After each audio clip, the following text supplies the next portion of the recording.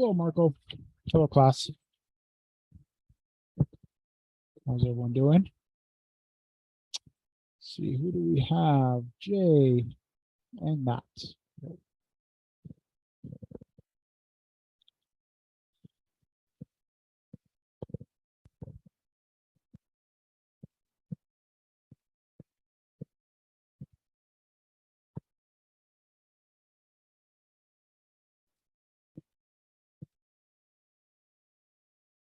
Oh, nice. I haven't been to that. I haven't been to that area before. Is the weather nice over there?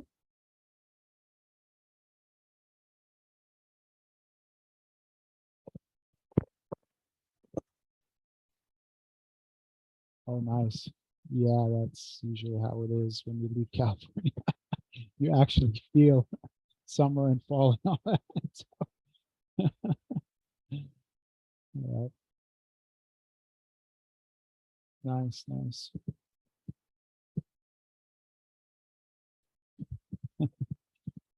Yep, they do.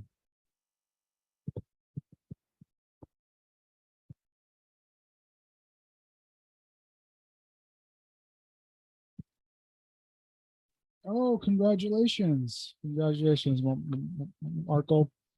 Congrats on that. That's real good news.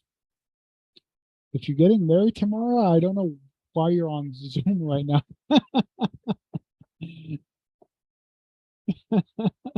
Because if I was getting married, I would I would not be I would not be on this class for sure. Yeah. Class comes first, huh? Oh, that's good. That's funny. Thank you.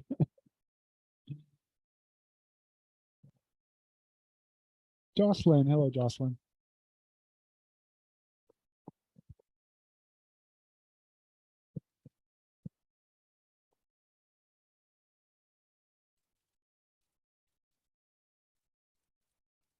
Oh, yeah, yeah, if you can, that'd be great. That'd be great so we could see.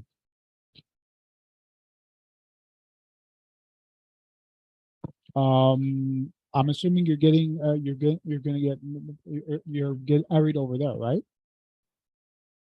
Or are you guys gonna come back to California? Oh, okay, okay. So you're gonna get married over there. Good. And then you're planning to come back here, or oh, you're gonna get married in Pennsylvania. Oh, okay, okay, got it.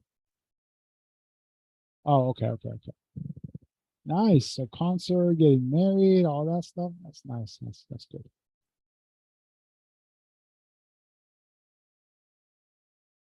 Good, good. Yeah, that's great.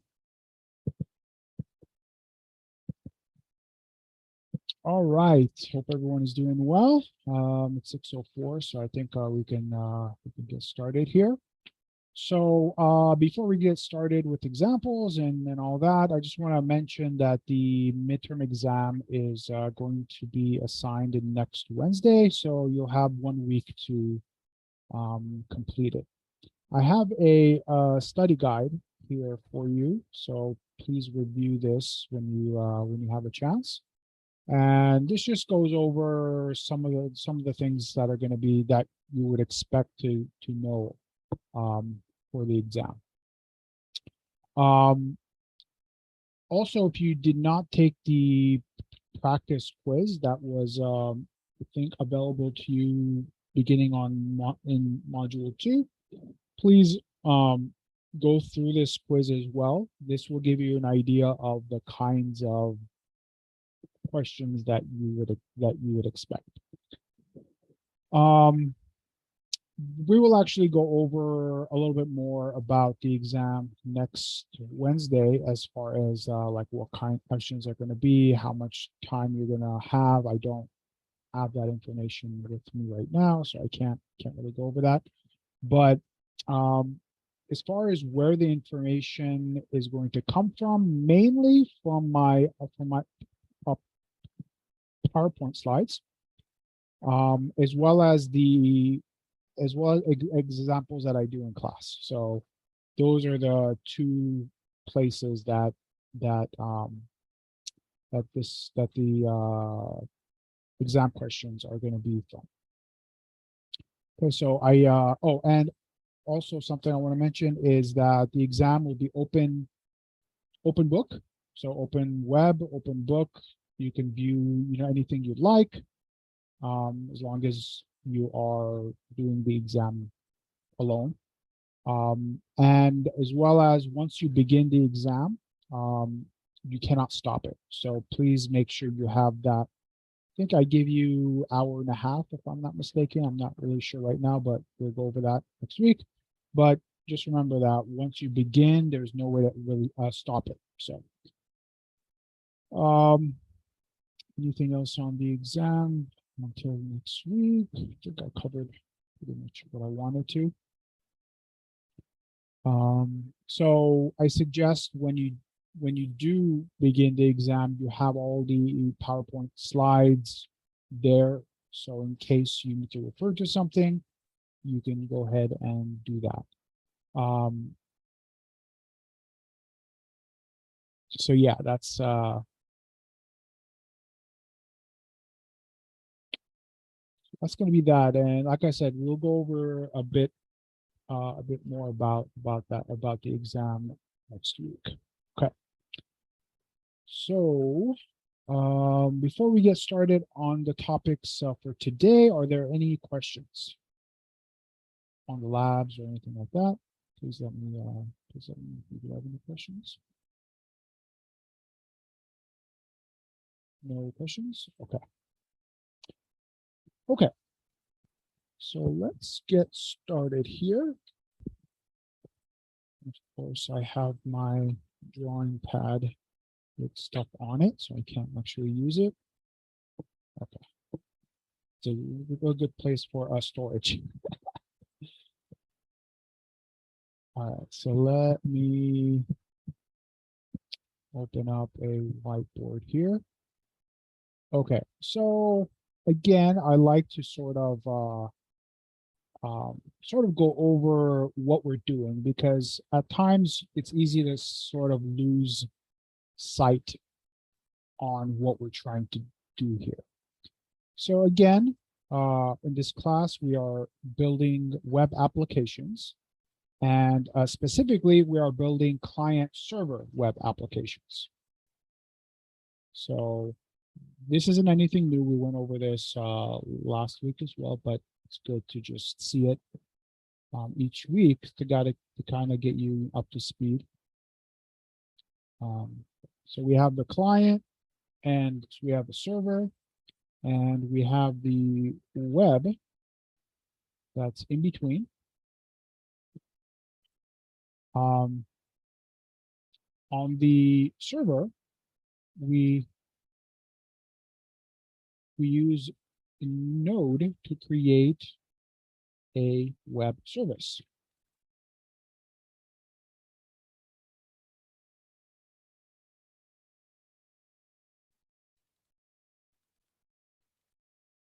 And inside of Node, we use Express. So let's see if I can draw this out here. Small. Okay, so we have Express inside of Node that we use for endpoints.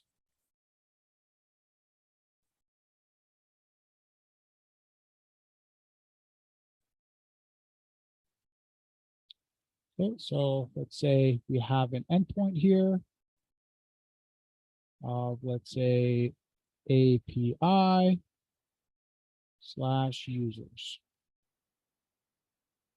or user.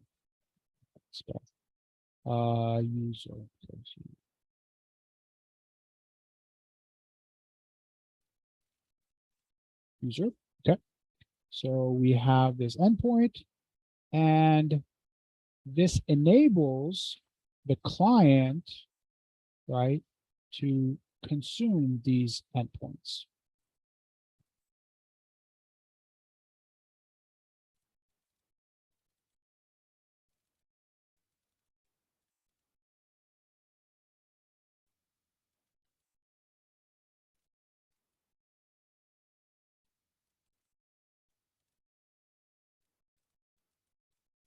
Right? So the client consumes endpoints, and this is going to be part of your exam next week. It's going to ask about something about, does the client or the server consume endpoints? So this is a AB here, and it's going to be the client. So the client consumes these endpoints. And what that really means is it just means that it uses those endpoints to enable what it needs to enable, right? And here, right, I'm not specific as to what kind of client, right? So the client could be a web client, it could be a phone application, right? It could be a Windows application. So we'll just say Win32.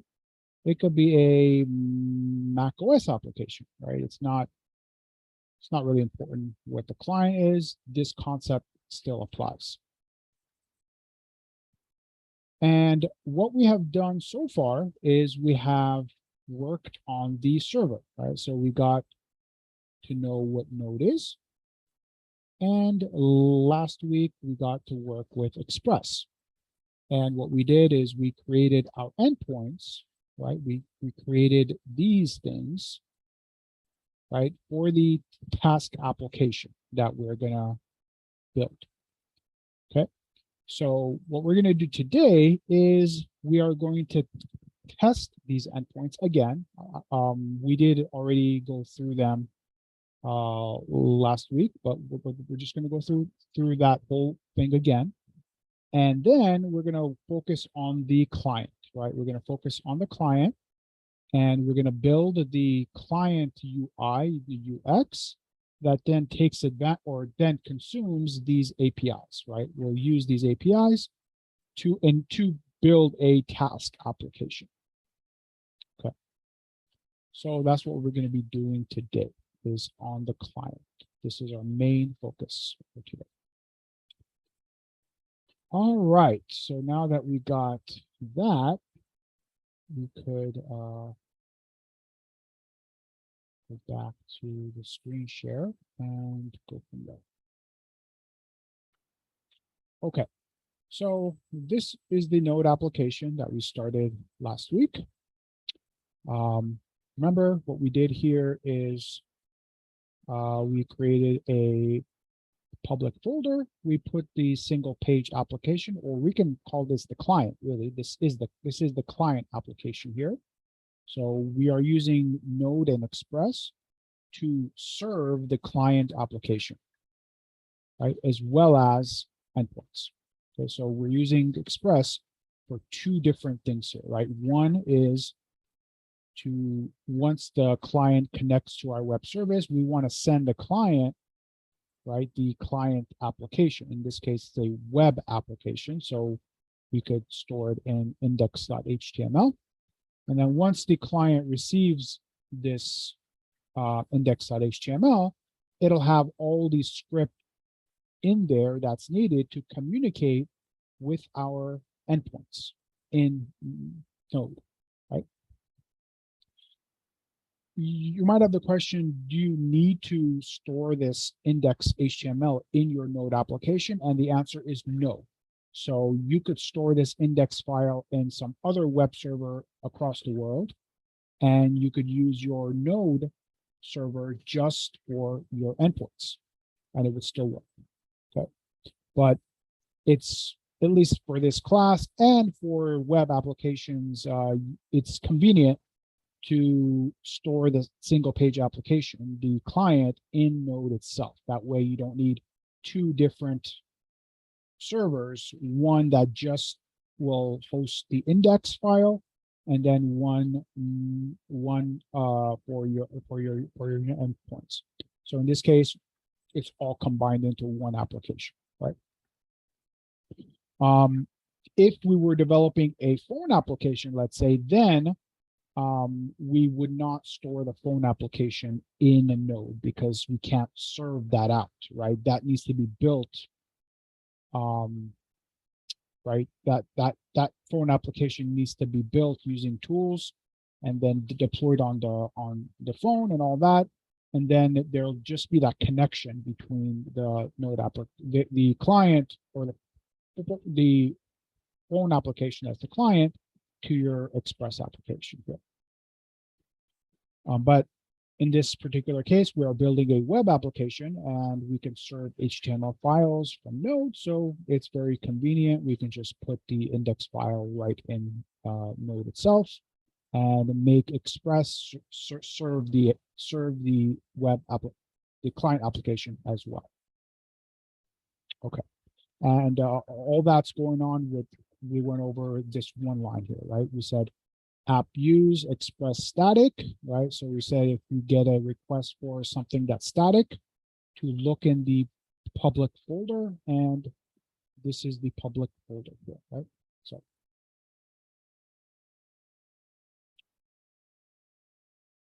okay. Let's see here. Okay, so what we need to do is we need to test our endpoints. Now, we did do this last week, but that's okay. We can go ahead and do it again this week. And the reason for that is because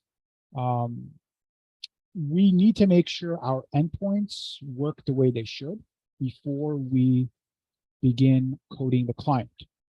We don't want to use the client as the testing tool to test our endpoints. So we need some external tool that's just for testing these things, right? And that's where we discussed the web version of it. So that was recbin.com that we could use, as well as the installed client. So for example, we installed this REST client in Firefox, which we can use to test our endpoints. So we'll have these two tabs open here. And again, what we're doing here is we are simulating a client, right? We are going to make the requests that the client is going to make, right? And this is, again, just to make sure that we get the correct results. All right. So let's start out here with the reading of all tasks, right? We are building a task application. And like I said, I haven't said, we talked about last week, is we are storing these tasks in an array of objects for now. And until we learn about MongoDB, and in which case we'll then store these tasks in MongoDB, and there will be no array or anything like that. But we're not there yet. So we are just going to use an array for the storage, which is why we see all the array operations in here, push and slice for the delete and all that stuff, right? So don't pay too much attention about that, because that's not the point of this.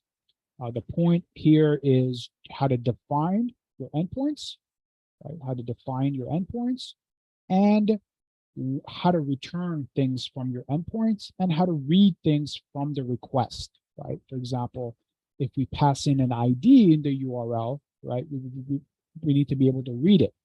And we read it by going to the request params.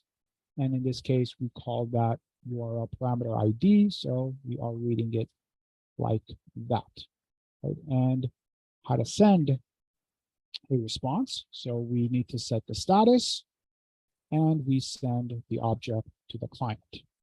Right? Okay.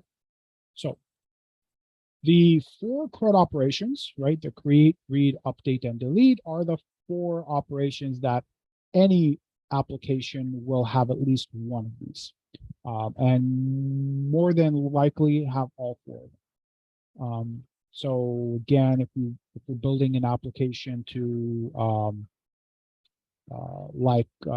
Twitter, right? You need to be able to create tweets. You need to be able to read tweets. You need to be able to update tweets. Well, you can't update tweets, but in theory. And you need to be able to delete tweets, right? Or if you're building a application like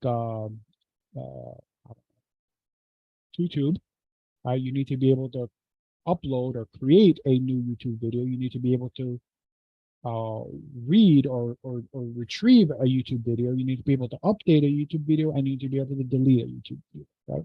So these are the 4 CRUD operations that are universal. So when we are dealing with a task application, we need to be able to create a task. We need to be able to read a task. We need to be able to update a task and, of course, delete a task. And that's what we built last week. So this first GET request is going to read all of the tasks. And we have an endpoint URL here.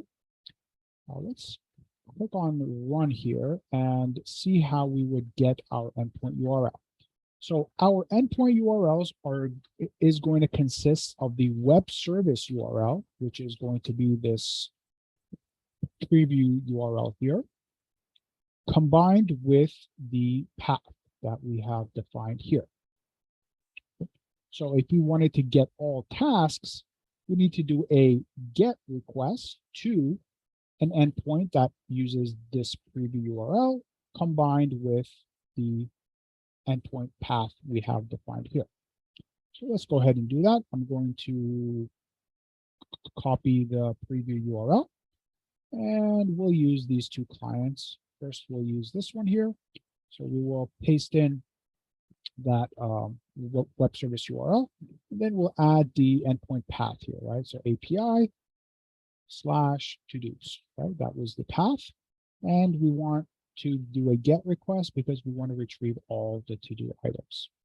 So we click on send and we take note here of the status code to make sure that the request was okay, and the return content. As you can see, we have an array of objects here, which is the same array of objects that we defined in the node, right? So we are just sending that array of objects here, right? And in this case, we don't need to stringify this, right? We can just take the array and say, here, client, here's the array. And when we do this with Express, it knows that it's an array. So it needs to stringify it. It says the correct content type, and we get the result here, right? And if we take a look at the response headers, we'll see that the content type was set for us, right? So the application / JSON type was set for us.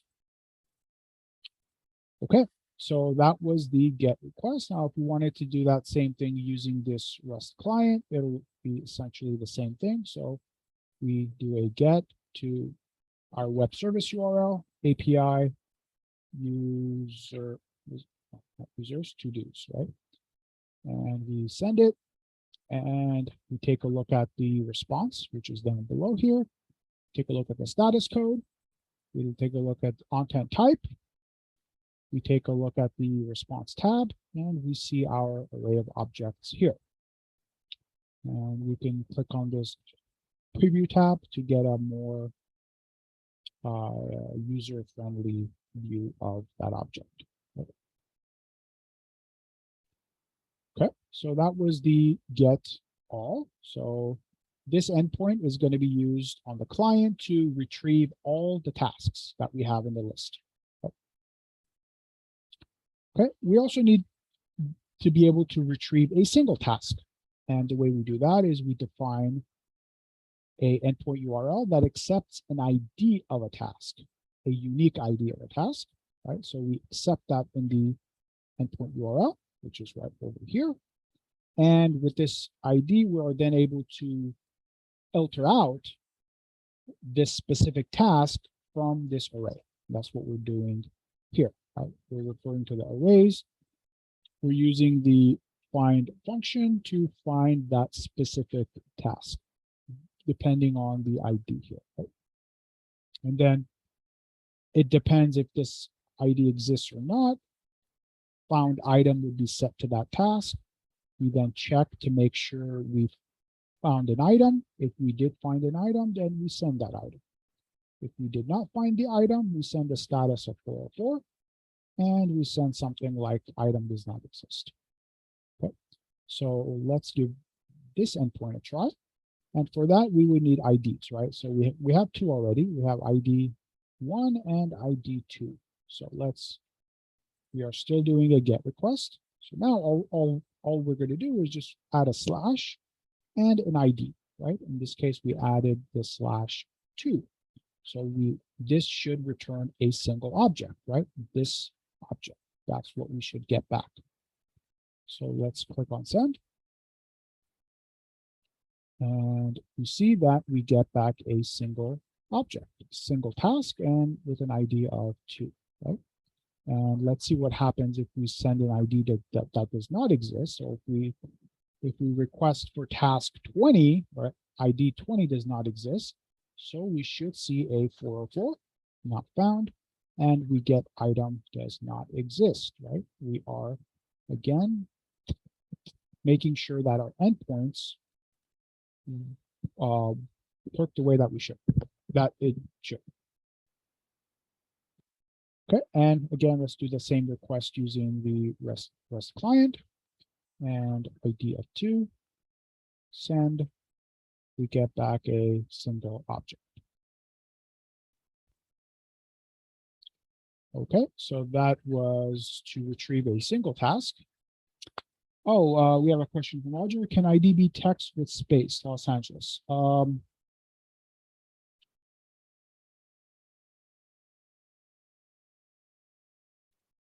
Yes, it can. However, when you define IDs in MongoDB, there is a default ID in MongoDB that you cannot remove. Okay, so every table or every election that you create in MongoDB is going to have a ID field. And the name of that field is actually spelled exactly like this, ID. So if you want to create a new ID as well, you can do that and set that as a string. And then you could also use that as your ID. So the answer to that is yes, you can do that. Do you need to do that? No, because like I said, every row in MongoDB's collection is going to have a unique ID that you could use for that. Okay.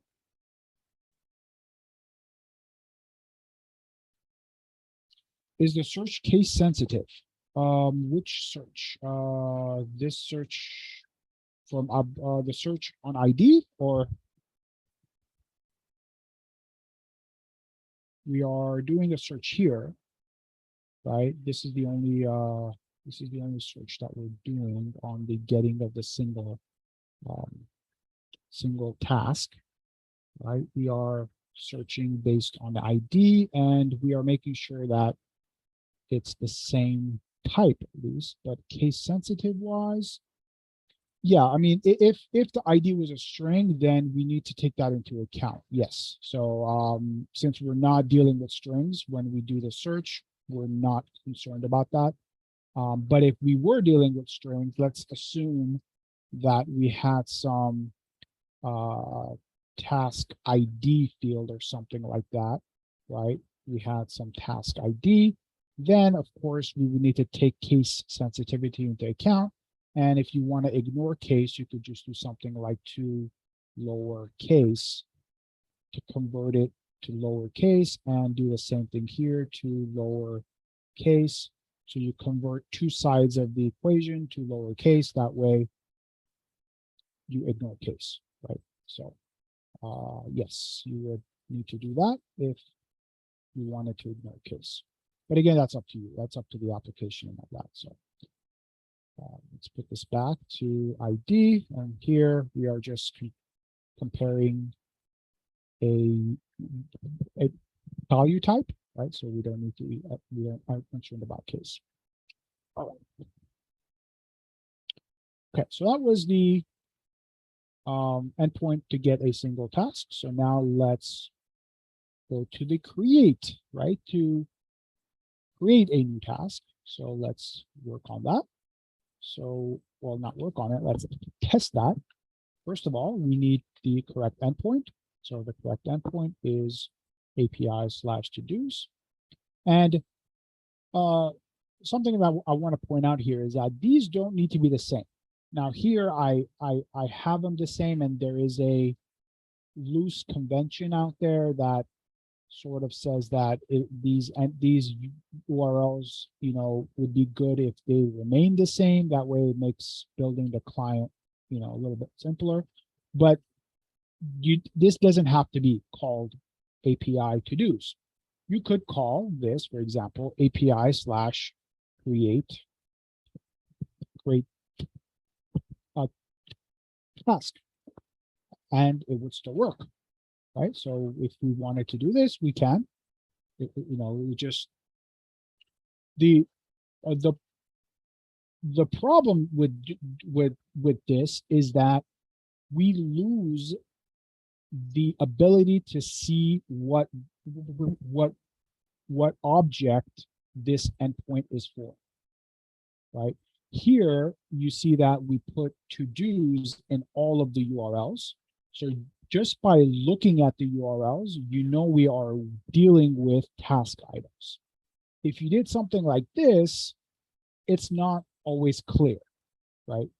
But you can do something like this instead. So you could do API/to-do/create task if you wanted to.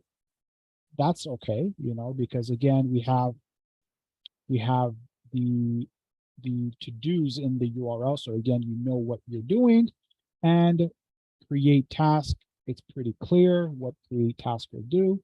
So in theory, you could do that, but we don't have to do that, right? We could just keep it the same as this get, right? So here we have get using the same endpoint URL as post. And again, the reason why we can do this is because these are not the same request type, right? This is a get request and this is a post request.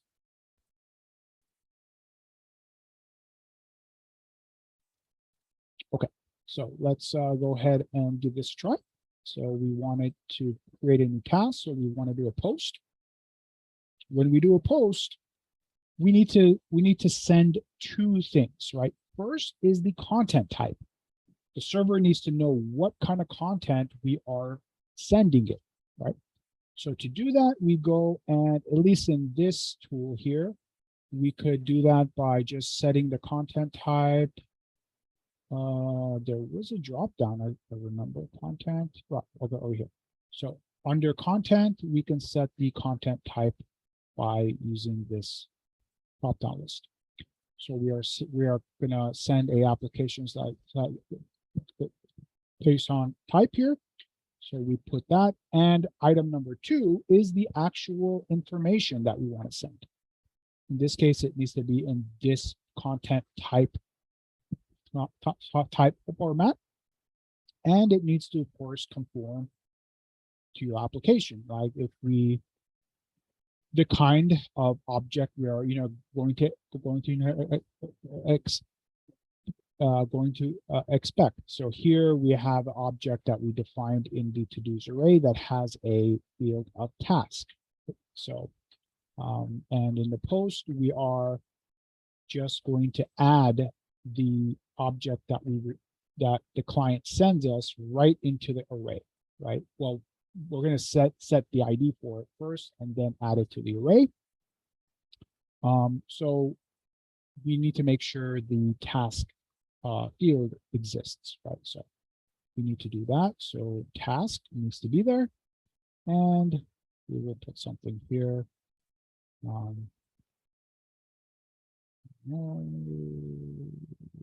Grocery shopping, I don't know, gym. Okay, so do that and let's send it. Okay, so if everything goes good, if this task is created, we should return a status of 201, and we should return the object that was actually stored, right? So here you see that the task that we sent did not have an ID. The reason why it did not have an ID is because the client does not know the ID, right? The ID gets created once this item is actually stored. So we want to return the item that was actually stored. And in this case, you see that it now has an ID of 3. Okay, so that looks good. Now let's do the same thing using this tool. We need to do a post to this endpoint, and we need to set, remember, two things: the content type and the object. So first, let's set the content type. We're going to go up to the headers here, and I already created one header here, content type application JSON, so I could just select that, and it gets added to this area right over here. If I did not have that, what I would need to do is go custom header, and then here I need to put content type, and then here I put the application slot JSON, just like that, and I click OK. And it adds it to this list. So now I can just go ahead and select it. All right, and let's create another task here. Task, and study, for example. All right, so let's send it. Okay, take a look at the headers, make sure the status is 201 and the response is this object with an ID of it. Right? And since this is all in one web service, we could now retrieve all the tasks, and we would see the tasks that we stored using this tool. Right? So if we switch over to a GET request and send, we should now see 4 tasks, right? Task 3 was the one we added using this tool. Task 4 was the one we just added using this tool, right? And they're all here now. Okay, and we have 2 more: update. So with an update, we need to send the ID of the task we want to update. So we need to accept the ID in the URL. So let's go ahead and do that. So let's say we wanted to update task number 1 here. So for that, we need to do a patch request. And remember, once you do that, once you set this to patch, you also need the ID of the task you want to update in the URL. Right, so we want to update task 1. So we add the /1 there, and then the updated task here. Right? And so once I hit send, we should see that the first task that is attending CS 157 should be replaced with Jim. Right, so let's see if that is the case. Okay, we click on send, and first let's take a look at the status, 200, and we should return the updated task, and this is the updated item here. So the object has the updated task and the ID that we updated. Okay, so now let's turn around and do a get all tasks. And we should see task number 1 has been updated to Jim. Okay. Again, why are we doing all this? Because we need to make sure that our endpoints behave the way that we want them to behave. So once we move to the client, we're not concerned about, does my endpoint work? Does it return the object? Does it update correctly? Does it return the correct status codes? Does it does it delete, right? All that we get out of the way. All right, and then finally, the delete endpoint. And the delete endpoint is just going to accept an ID in the URL. Okay, so let's go ahead and delete task 2. Okay, so let's do that. So we changed the type to a delete here, and we need the ID of the task that we want to delete in the URL. Now, keep something in mind here that's may not be clear with this tool here, is that you have the content type here for all of these request types, but this content type is not used for all of these request types. This only is going to be used for a post, put, patch. Okay, these three request types are the only request types that are going to care about this content tab. So here, when we're doing the delete, this information is not going to be sent to the server, even though it looks like it will. Okay, this is just based on how they designed this UI here. Okay, so a delete does not send in any content. It just sends in the request and a URL, right? And we put the item that we want to delete in the actual URL. Okay, so keep that in mind. I know it might be a little confusing here, seeing sort of delete here, and then we have a task here. Just that's going to be ignored by the delete. Right. So let's click on send here, and we get a status of 200, and we get the deleted item. So let's now do another get request to all tasks, and we now see item number 2 has been deleted.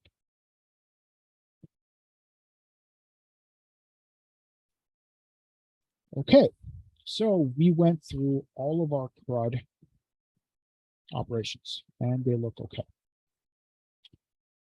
All right, so now that we know our endpoints are good, we can move to the client. So let's do that. So again, index is our client application. And the first thing we want to do here is just start a new Bootstrap.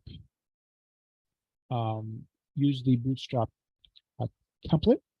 So we're going to go to getbootstrap.com. Still on version 4, so I'm going to click on that, and we're going to go to the starter template and copy that. And we're going to replace all that with the starter template. Okay, so delete that.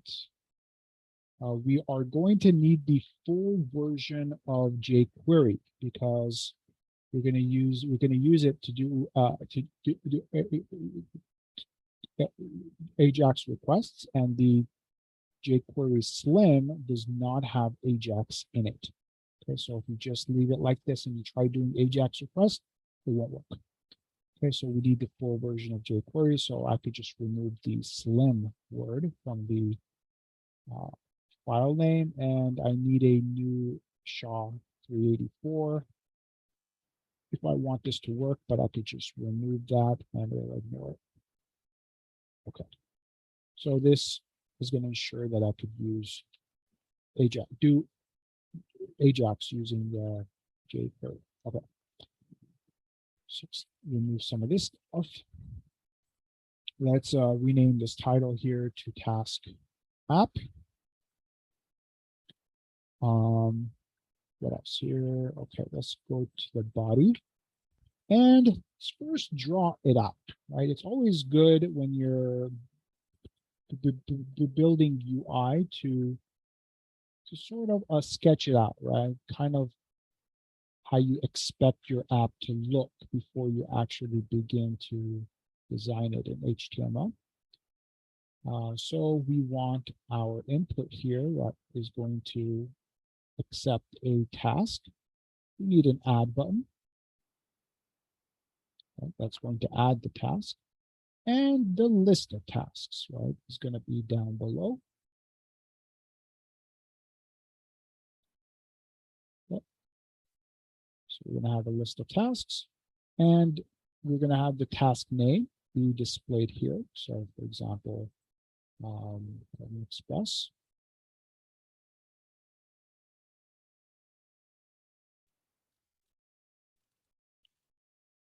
Right. So the 4 CRUD operations, right? Add. So we need update, we need delete, and we need read. As far as the read goes, that is the task list itself, right? So this, we could say this is the create, right? I'll just put a C for create. This is the reading of the tasks. For each task, we need to be able to update and delete, right? So E for updating or it, We need to be edit a task and delete a task.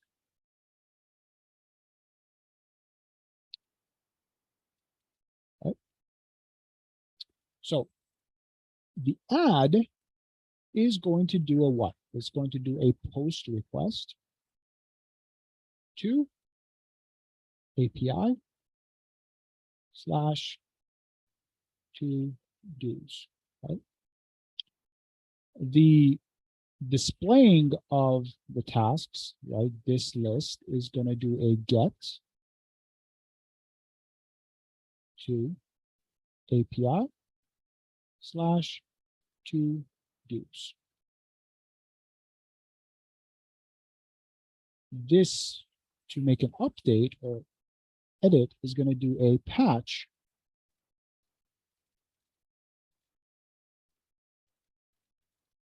to API to do's. And finally, the delete is going to do a delete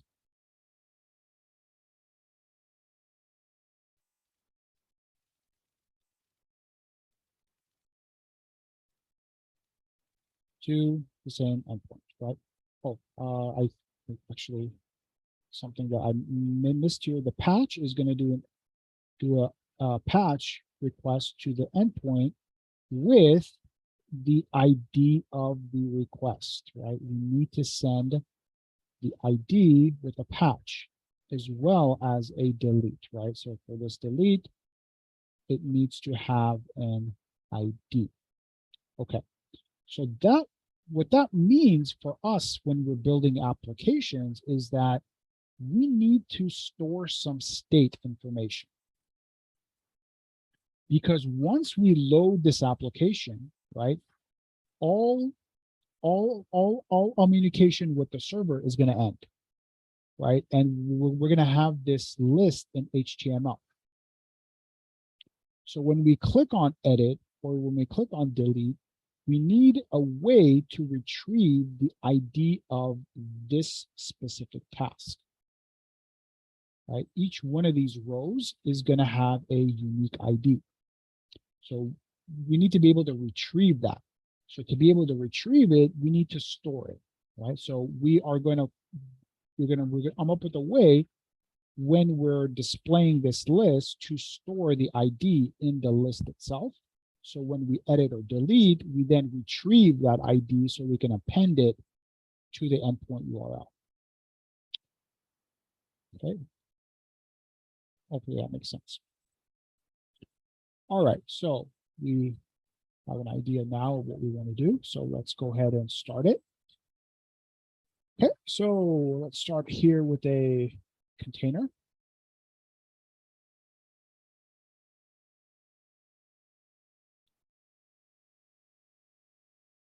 And we want a Jumbotron component. Let's set a padding of 4.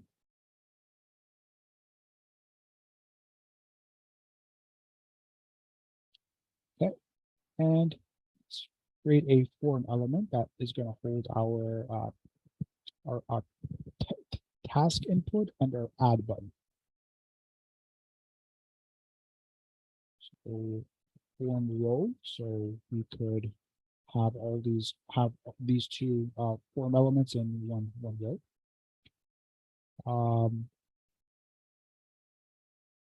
If we use form row, we need to define columns. So to define those columns, we create a div here with a class using the call. And if you're familiar with Bootstrap rows and columns, every row can be divided up into 12 columns. So this first column here, we are creating with a unit 9. And this is going to be the task input. So we'll create an input here, give it an ID of to do item. And we want to set the type to text. We want to set the class to form control. And we'll set a placeholder that reads enter task item. We make sure this looks good before we go on. So let's go on, and we get that. Looks good. All right. Create the second column. Remember, a row is divided up into 12 columns. So if we created a row with a column of 9, we need to create the second column to be a unit of 3. So call 3. And this is going to have the add button. So we'll create a button component here element. We'll give it an ID of add item, type of button, class of button, button primary, and form control. And the button name is going to be app. Close this to give some more room here. You can see code on 1 line. Okay, let's run it, see how it looks. Okay, so we have our task item and we have our add button. All right, and we now need to a place to display the task. So that's going to be right below the form. And we're going to use is it called a list item in Bootstrap? I think. No, it's called a list group. I'm sorry. It's called a list group. So we're going to give this an ID of to do items and class of list group.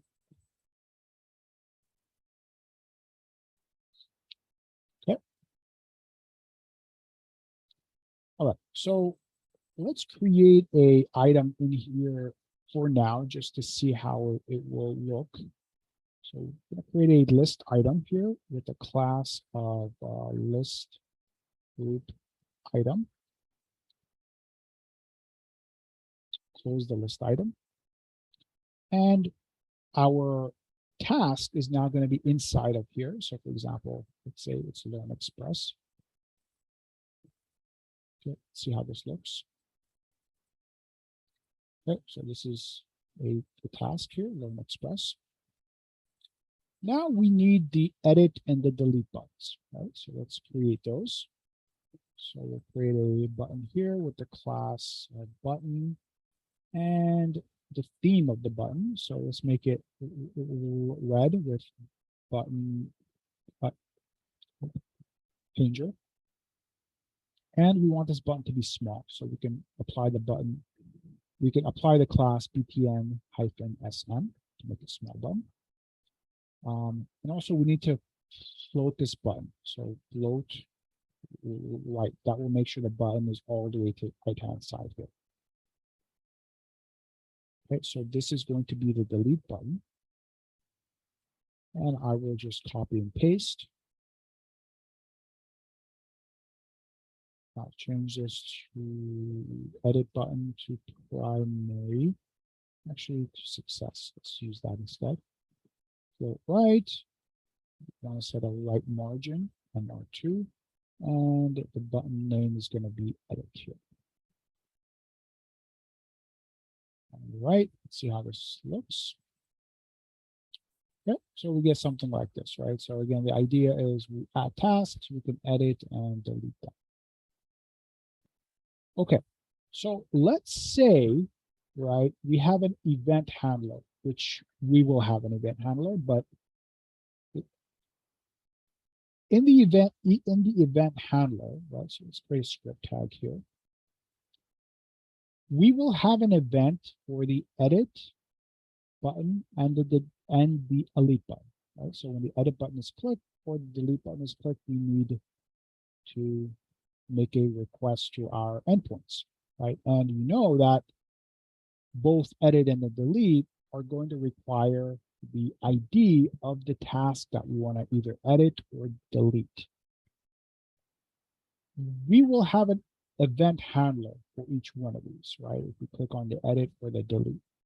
So we need to be able to store the ID of this specific task that's in the list item somewhere in here, right? Somewhere in the list item. Now, it could be in the list item element, or we can create a input that's not displayed and store it there, or we can add the IDs as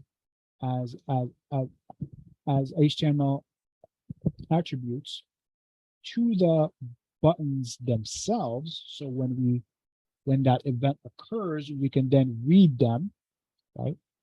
So those are our options there, right?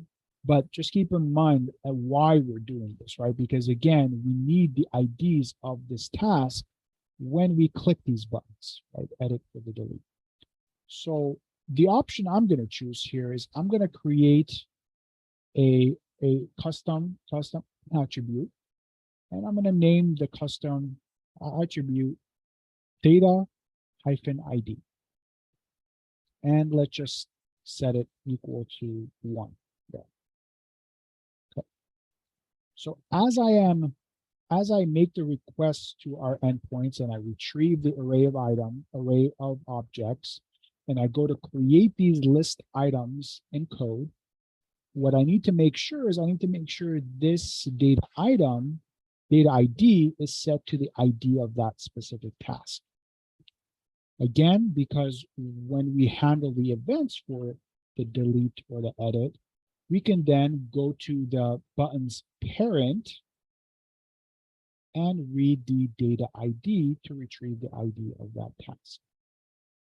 Okay, so just wanted to show you what we're doing here and why we need to store the ID here in this list item.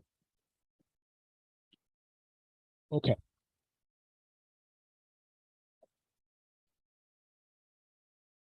All right, so let's go ahead and work on our endpoints now.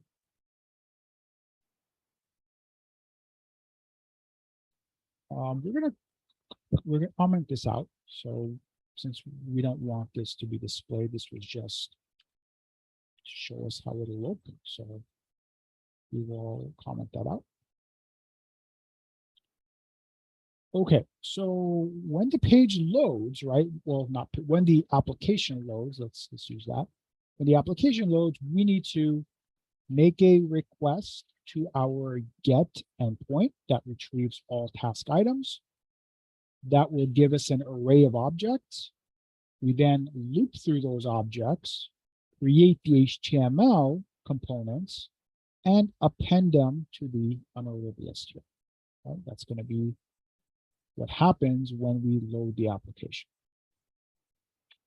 So let's create a new function here called load to-dos. And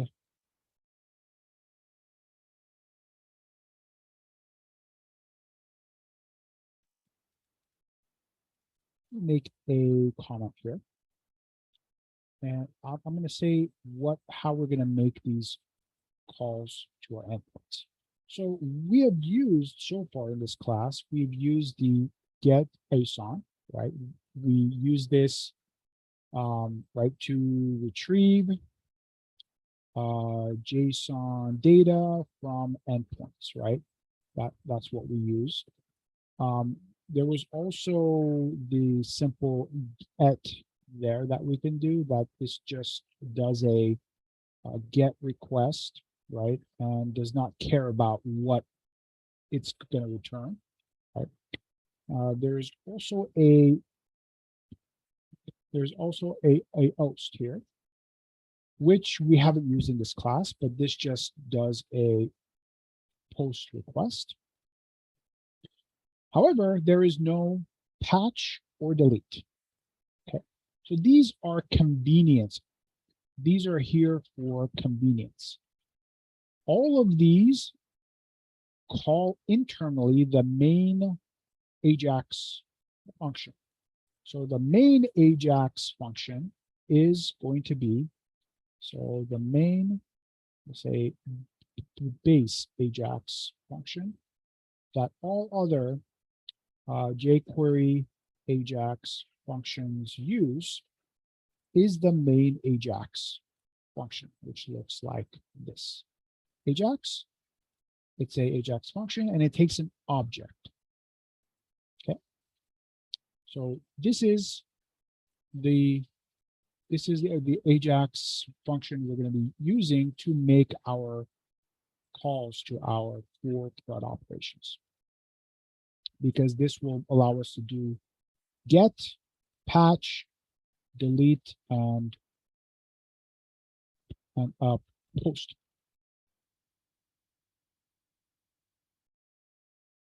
Okay, so let's go ahead and do that. So we're going to use the Ajax function. We're going to create an object like that. And we need to first define the URL. So we do that URL, and the URL is going to be /API/todos.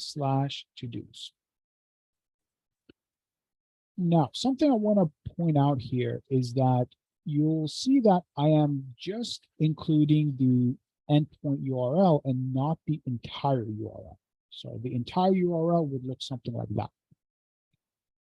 This may not work depending on how applet display how it sort of runs your application.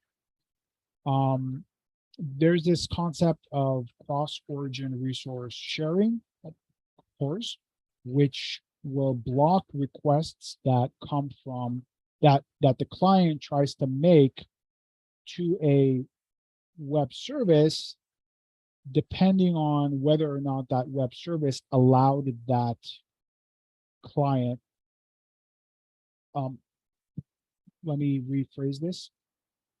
It allows a server to either allow or block requests coming in from clients, depending on that application's URL the client is on.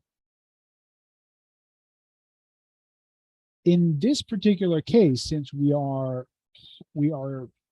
our endpoints and the client application on the same server, we can exclude this URL. And if we exclude that URL, it's going to get the URL from whatever page loads this application. That's going to ensure that it's the correct URL that's here. But keep something in mind that if you host this client application on another web server, then you would actually need to put the full URL of your endpoint. That would look something like that. Okay. But in this particular case, our endpoints are on the same host as our client, so we don't need to do that. We can just use this URL. Okay, so that's the URL. Then we need to specify what type of request do we want, right? Get, right? Post, delete, or patch. Here we are doing a get request. So we just put get as a string. Okay, so now there are two callback functions. There are a few more we can use, but we're going to use two. One is the success. So the success means that if we get any status code in the 200 range, so 200, 201, or a status code that's in the 200 ranges, if that's what's returned by the web server, by the web service, then the success callback is going to be used. So the success callback is going to have a callback function with the result in it, just like that. And there is an callback, and this is the callback if we have any code in the 400 and 500 range. So this is also going to have a result callback.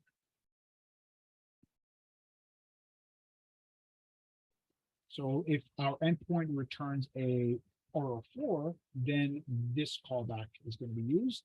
And if our endpoint returns a 200 or 201, then this callback is going to be used. Okay, so for now, let's just console log the result. Okay, so we have this load to do's function, and what we want to do is we want to call this function when the page loads. So we can use the jQuery event that gets called when the page loads, and that is going to be document like this. We're going to select the name of the document. Then there's a ID event like this, and this is going to have a callback, and we call the load to do's inside of that. So again, let's make a note of that. This is going to be the callback, or the event. Let's call it the event, and the page completes loading, and the page is complete and loading. Okay, so once the page is completed, we're going to call the load to do. The load to do is going to make an AJAX call to our endpoint to do a get request. And if the status is a 200 or 201, we're going to get the response of our endpoint, which we're calling it result. And we are just displaying the result. Okay, so let's run it. And you're going to see that nothing is displayed in the console. You might think something is going on, you made a mistake or something, which I want to point out here is that it's very confusing that this console does not belong to your client. This console belongs to Node.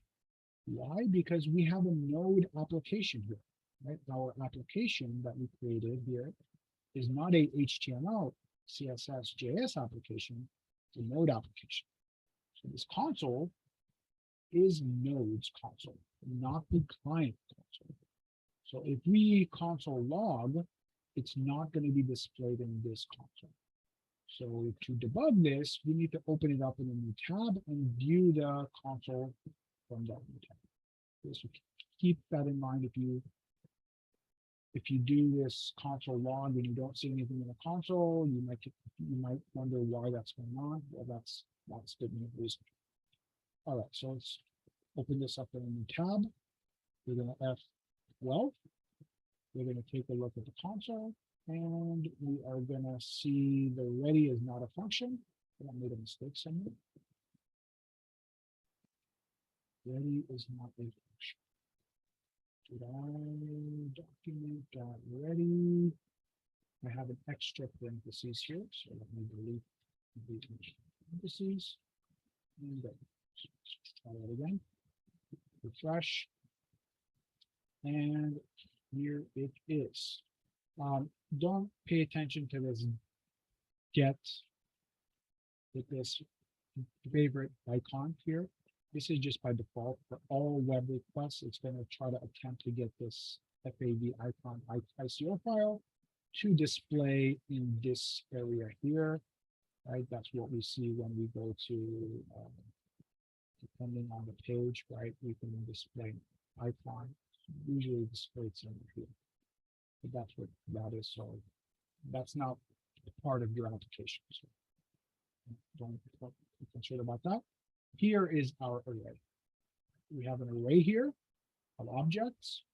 The first object is our first task, right? Has an ID of 1, has a task of attending CS 157. Second object has an ID of 2, learn about Express. Right? So what have we done, right? We have done the same thing that we did when we did a GET request to our endpoint. Right? Instead, now we are doing this request in code. Right?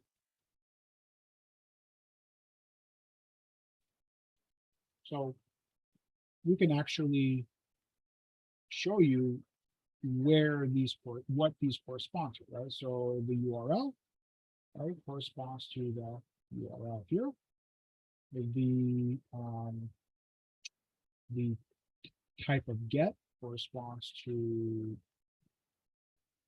this drop-down list here, and the result that we get from a success corresponds to this content.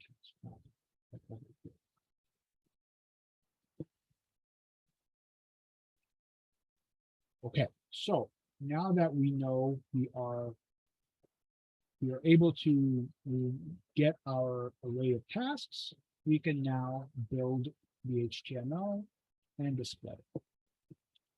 Right, so let's get rid of the console log. Okay, so we know that result is an array. If we have an array, we can loop through that array. So let's do a for of loop. So for, we'll do let item of result.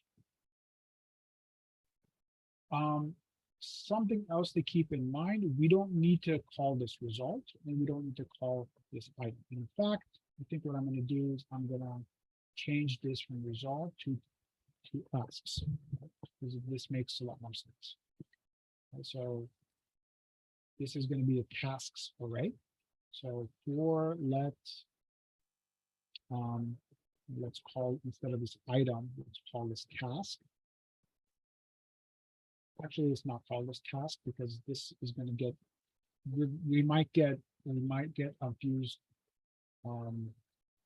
We might confuse this task with the task in the array of objects, which is here. We don't want to confuse those two. So I'm gonna name that. Okay, so we will still keep this as tasks, and we'll instead use the put T here. Okay. So let T of tasks. All right, so what do we need to do? We need to recreate this component here. This list item with the task inside of it, with the ID and the two buttons. Okay, so let's go ahead and do that. All right, so first let's create the list item. So we're going to say let new list item equals, we'll use jQuery to create that list item. And we want the list item, and we can actually define the CSS classes right inside of here. So we don't need to do each line at a time. This will just play a little bit of time. So the class needs to be list group item. We also need that data item, data ID, right? So we can create that data ID, and we're going to set it equal to, we're going to do some string of concatenation here. T, right? T is the individual task that we're going to get in the loop. Dot underscore ID. That's going to be the ID of the task. And then okay, and then what I'm going to do, this string concatenation is not going to look good. So I'm going to use a template string instead. That will make things a little easier to read. Okay, so template string, li, class, list, group, item, and data ID equals to, we can now embed an expression right in the string, T dot underscore ID.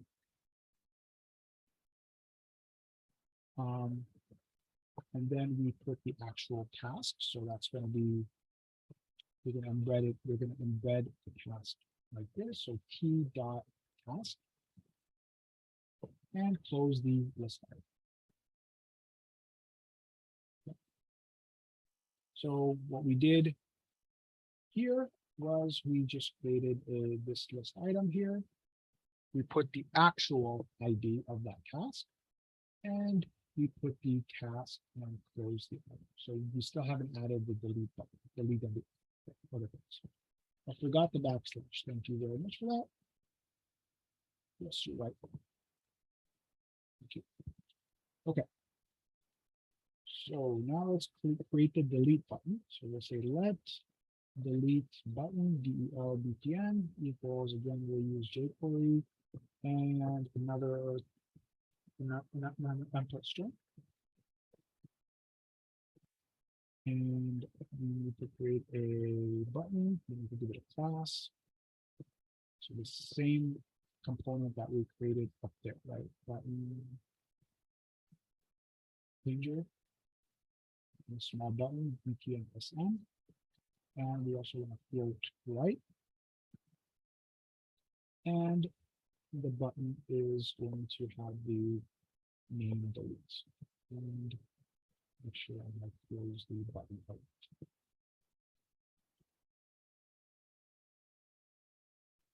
We will create event handlers for this in a bit.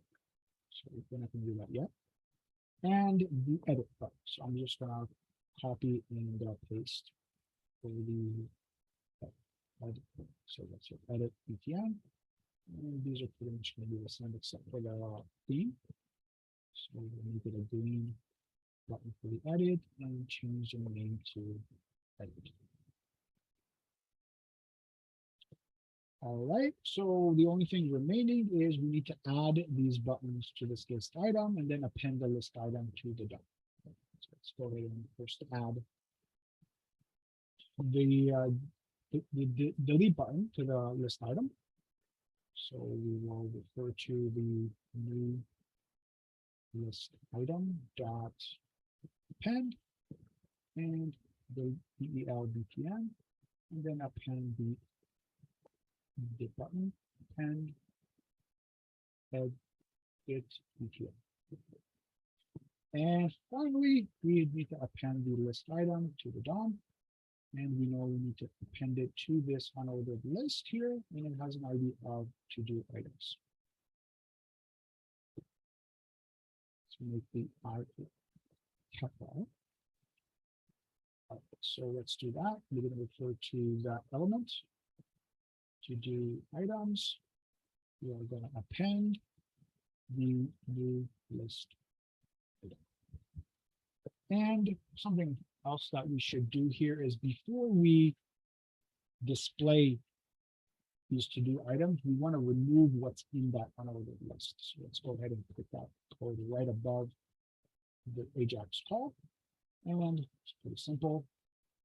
We'll refer to to-do items here like this, and we'll call it empty.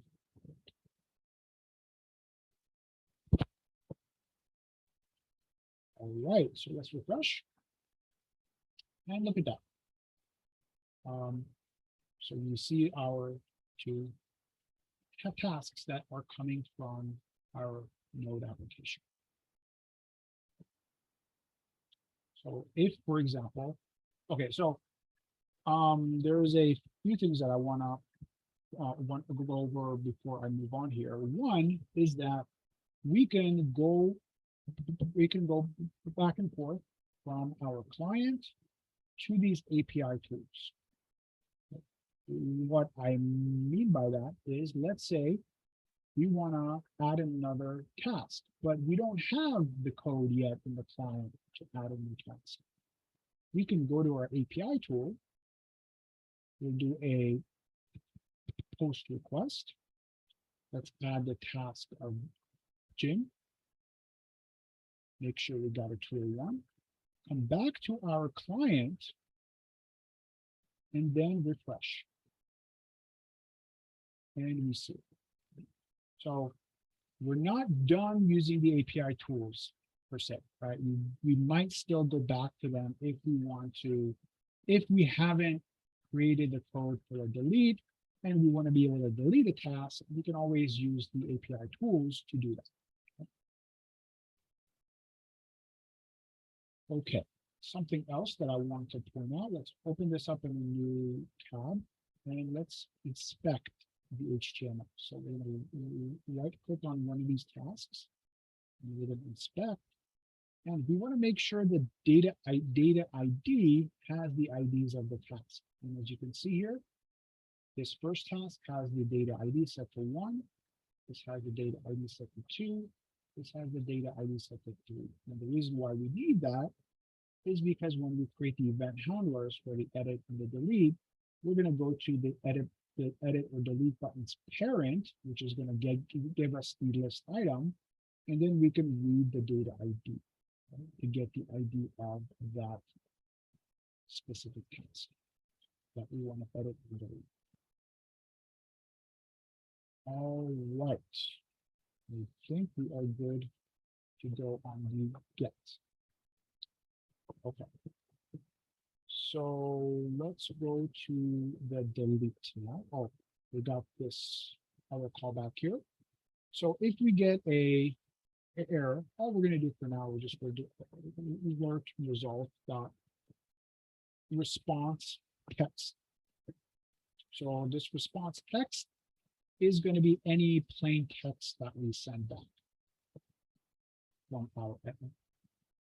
So if we go to Express, we see that actually we don't have any other status but 200 in the get.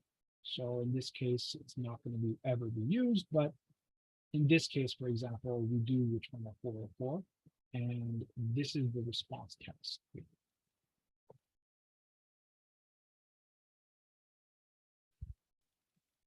All right, so let's move on to the delete network. And you know what? I think I'm going to do the add before I do the delete. Let's work on the add first.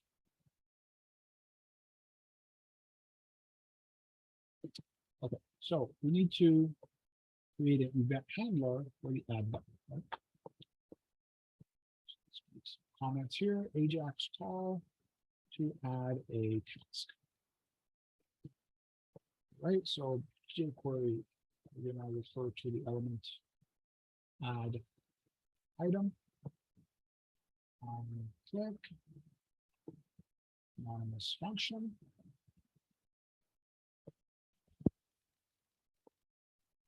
Right. So what do we need to do? Well, if we go back to our API tools here, when we wanted to create a new task, we needed the object, right? We need the object that we want to create. So we need to create that object first. So we'll say let new task equals to an object, and the object needs to have a task field, right? So this task field here needs to correspond with, it corresponds with this task. So we want the task to be the value of whatever is in the input. So you can just read the value right in. So we'll do another jQuery call to read in that to-do item. There's to-do item, and we get the value of .NET. So that's going to be the object that we are going to send to our endpoint.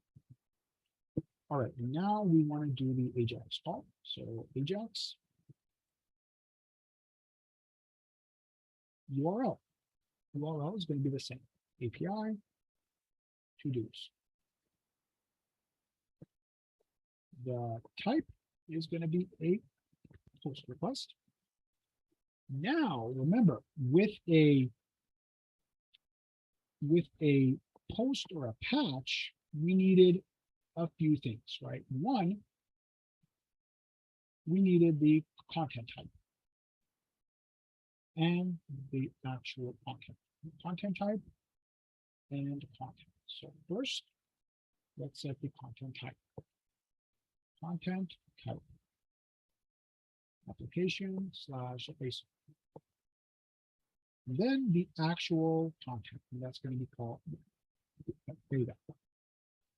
So the data, we need to keep something else in mind here, is that we cannot just send this object. We need to stringify this object. So we do JSON stringify, and we stringify the new task. And that's it. And we have the same success. We're going to have a callback of the new task that was just added, and we have it there. Callback by the results. Okay, so in a success in this case, the ideal thing would be to actually build the new HTML and then append it to this here. That would be the ideal way to do it. Or we have option number 2, which is not so ideal, but it's okay for what we're doing here, is just call the load to dos again. And if we call, each time we call the function load to dos, it's going to empty out the task list. It's going to do a new AJAX request to get all the tasks, which is going to include the new task that we just added. Okay, so it's not efficient because we are actually doing a new request here.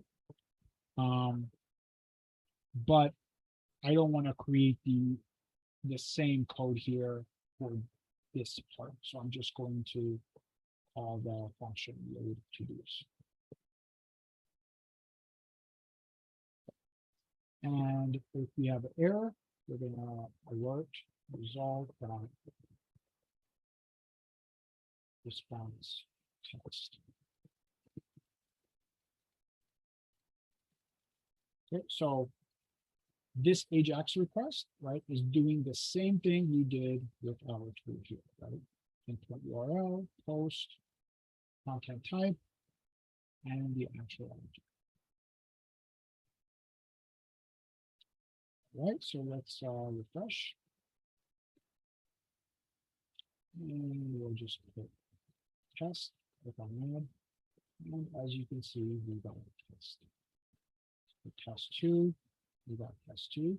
Now again, we could still go back and forth between our client and the API tool. So if we go back to the API tool and do a get request, we should see the 2 tasks that we just added with the client. Item 4 and item 5.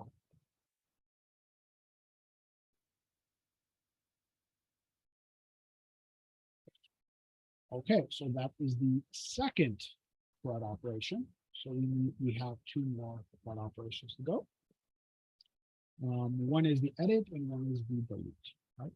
So let's work on the delete first, and let's add that down here. So let's say AJAX call to delete a task. Okay. So we need to be able to create event handlers for these, and we can do that when we create the actual buttons here. So when the delete button, right, was created, we could refer to the delete button, and we can use the same jQuery syntax on. Okay. And click, we can now refer to an extra function that we're going to define. Right, that external function we'll call delete task. And while we're at it, let's add the edit button as well. So edit button, and instead of delete, we'll say edit task. Okay, so we need to now create these functions, right? We need to create the delete task function and the edit task function. So the edit, we're going to work on the delete first. So function delete task.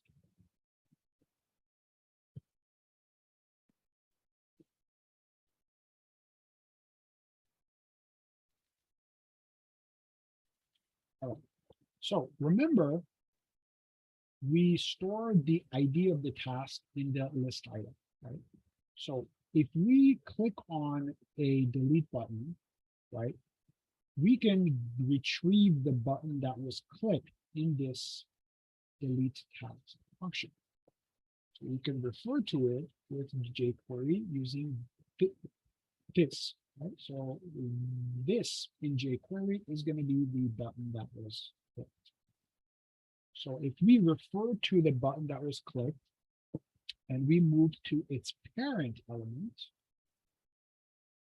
right? That would be the this item, and we know that data ID is in the list item, so we can now read the list items attribute ATTR, and we can read the data ID. And say let ID equals to that.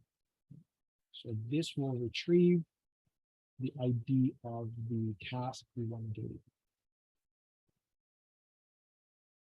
Okay, so now we just need to make Ajax call. Ajax URL API to-dos. Now we need to append the ID to the endpoint URL. Remember? So plus ID. Type is a delete and success. Function task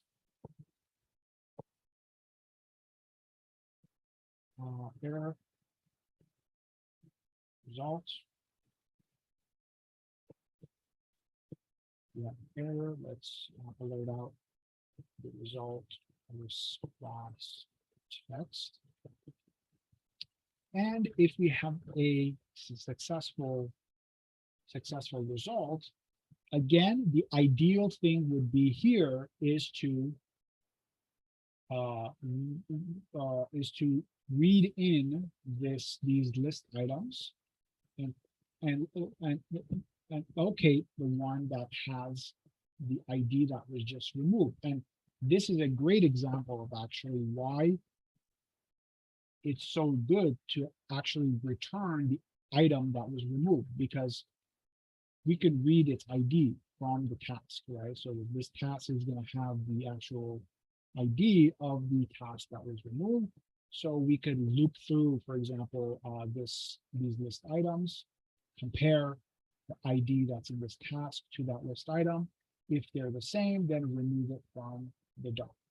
I am not going to do that in this example, just for the sake of time. Instead, I'm just going to load to-dos again. Again, this is not efficient because we are reloading the entire list when we delete. Right? We don't need to load the entire list. We would just remove it from the DOM. We would remove that element. You know what I just thought of? Let me try something here. I just thought of this. If we have access to the button that was, I don't know if this will work actually. Let me see here. So if we refer to, I don't think we can refer to this inside of this callback function. That's the only thing. Let me just try it. So we'll refer to the button, we'll refer to its parent, and then we will remove it. See if it actually removes that list item without having to call load to do so. Okay, we have it there. Okay. If something like this happens, when you refresh it, you don't get anything, usually means there is a syntax error somewhere. So let's see where that syntax error is. We need to open this up in the tab F12 console. And the reference error, edit task is not defined. Yes, because we defined the event handler. We said the edit task is the callback function, but we haven't created it. So that's why. Let's just go ahead and create that function just for now. I'm not going to actually do it.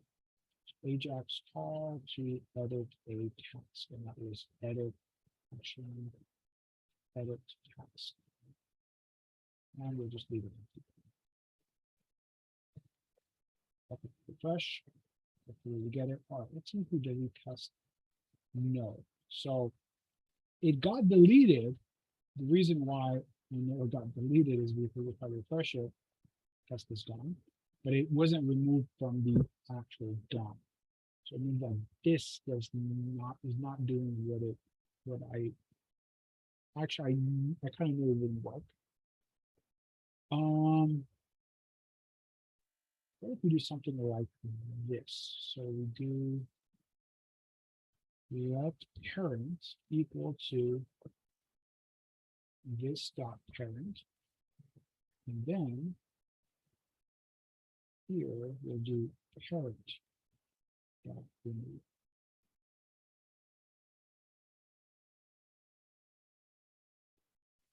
That it's used, things like this usually don't. Oh, okay. All right. So we just can't put this pointer inside of a callback. So it doesn't really make sense. But we can store the list item above the call and then use parent inside of the callback, and that seems to be okay. So we'll just go right and leave it.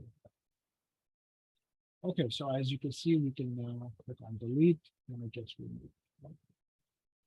And we can go back to our test tool, do another get request, and we now see that it has actually removed. Okay, so that just leaves one more CRUD operation. So let's work on the edit task. And for the edit task, we are going to need the ID again. So I already have the code for that. So we will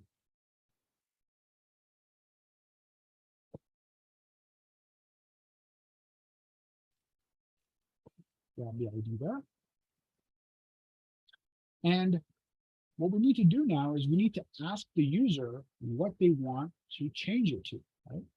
So for that, we can just do something real simple, and we will use the function prompt for them. So we'll do something like let's updated task equal to an object, because we need to send in an object that has a task field. But now with the task, we will prompt the user. So we can use the function prompt, and we say enter the new task. Okay, so when this object is being created, it'll, I'll get a small little prompt here. I'll put in what I want the task to be. And once I click on OK, then the object will get created depending on what I've put in that input field. So let's make some comments here. So ask the user for the new task and create the update object. All right. And now all we need to do is that Ajax call. So Ajax URL API to-dos, and we append the ID in the URL. We need to set the type to a patch. We need to set the content type to application JSON. And we need to send the data. And that's going to be stringified, so JSON.stringify. And we stringify the updated task. And finally, we have the success. It's going to give us a callback with the updated task. And we have the error in case something bad happens. Okay. So again, I'm not going to, again, what you would want to do here if we have a success is you would want to actually update the DOM with that updated task without having to refresh the whole thing. But in this case, And I just call the load to do, which is going to just refresh the entire list. And if you have an error, we're going to do an alert of our result dot response text. And I just noticed something when we correct it. I see that we don't have any space between the edit button and the delete button. So let's add some space there. So we will go to the edit button and we'll add a right margin. So margin right of 2 and R2. That's going to give us some space between the all right, another syntax error. You see, because we're not getting our list of items. And let's take a look here. Where's my syntax error? We don't see it. Okay, so in tab F12. Okay, we are missing a curly brace on line 30. On line 30, we are missing a, oh, I know what the problem is. That error is not very clear. I do not have, I cannot have a semicolon inside of an object. So I need to remove this semicolon. Okay. Let's refresh. We're getting our tasks. Let's edit one of these tasks. So click on edit, enter a new task. So gen, okay, and it gets updated. Now we have full control over this panel. We can edit and delete and create new tasks.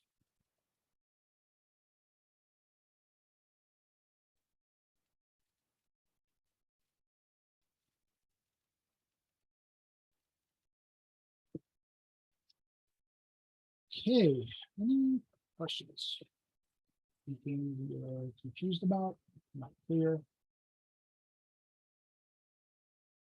What we're trying to do here? What we have done? What we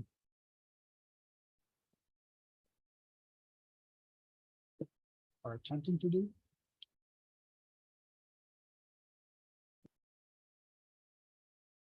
Yes, Marco, go ahead.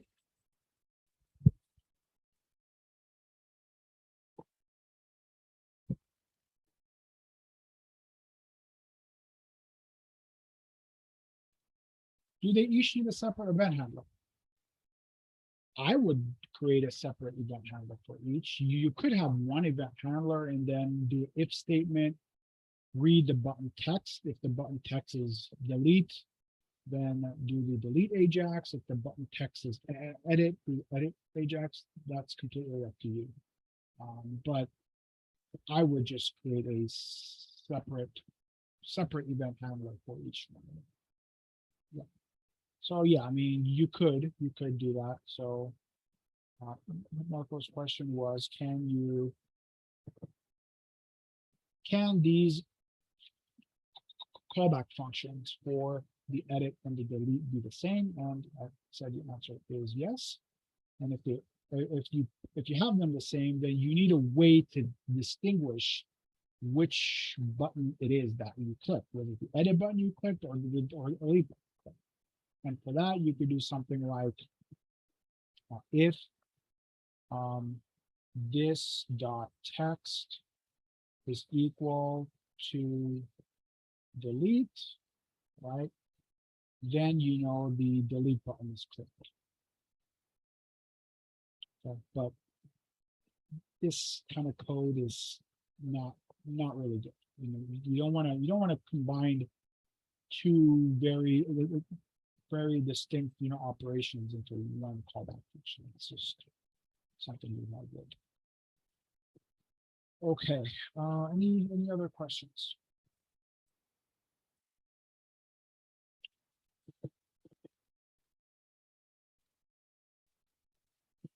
Questions? Okay. Let's quickly go over the lab assignment for this week.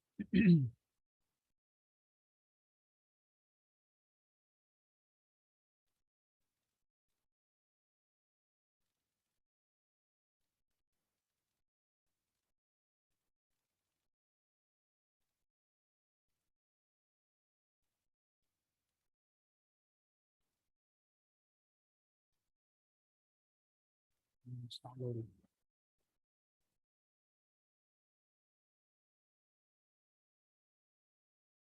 Okay, no lab this week. I'm just kidding. It's not working, right? Let's see. It's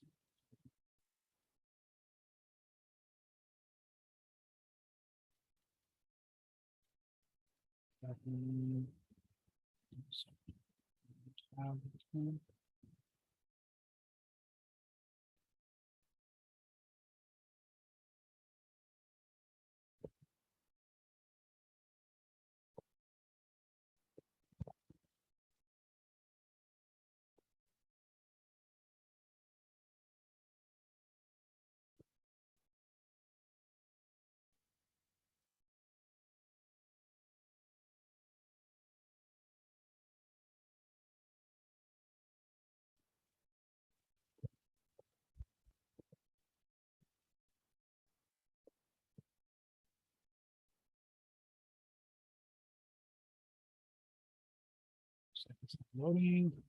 Try something else here.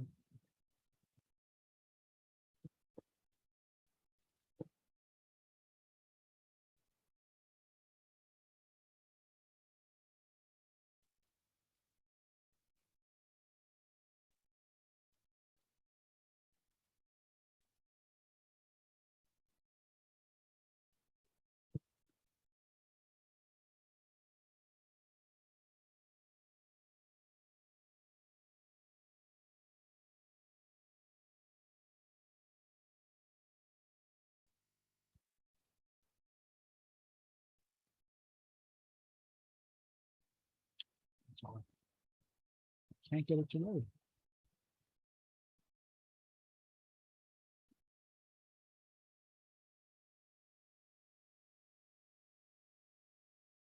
Okay. I will see what's going on with that later on.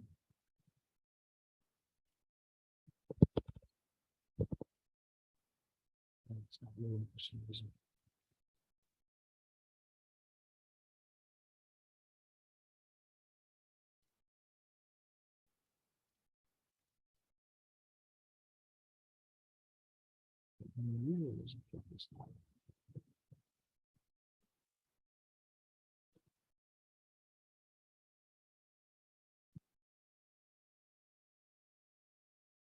Okay. I vaguely remember what this lab is, so let me try to explain what you're going to be doing in there. So for lab 6, you're going to be working on the client. So you're going to be doing the Ajax calls like we have here. Oh, I believe it's a login application. So it's an application that's going to accept a username and a password, and you're going to make an Ajax request to an endpoint that is already there for you. So you don't need to touch the node server. That's already been all done. And in the lab, there are usernames and passwords that you could use. So again, the first thing you want to do is use an API a testing tool. Make sure those endpoints retrieve the information. Make the calls to those endpoints with the username and passwords and see what the response is. And then you would move to the client. And on the client, there are a step. So it'll be like step 1, make a call to the login endpoint. The object you need to send to that endpoint is going to need the email and password. So you're going to read the email and password from the form, send it to the endpoint. If the endpoint returns a status of 200, or if it's a success, then you'll call another function, and that when you call that function, it'll then display the information about that account. And then in that, and there you will make another call to an endpoint that will retrieve some account information and then display that account information on the form. And then you would be able to then update that information. So you can then make a change to some of that account information. I think it's something, I think it's like name, phone number, address. I think that's about it. So you would make a change to that account, click on update. That would then do a update batch request, make updates to that account. So that's what it's gonna be about. One thing that will help you, I want to show you as well, is I have this page in Canvas, and it's this Broadway Express. So if you go to this page here, I have these code as snippets here for each of the CRUD operations. So what this will show you, for example, for OUST operation, it shows you the endpoint handler in Express. So this would be the code, for example, if you wanted to store something, right? And then I have the client code for you as well that goes along with it, right? So this is the endpoint handler. This is the endpoint caller, right? So this is what goes in the client. This is how it's defined on the server. And I have that for post, for get, for patch, and for delete. Okay, so I think this will help. Okay, and this is still uploading. All right. Okay, any questions before we end the night?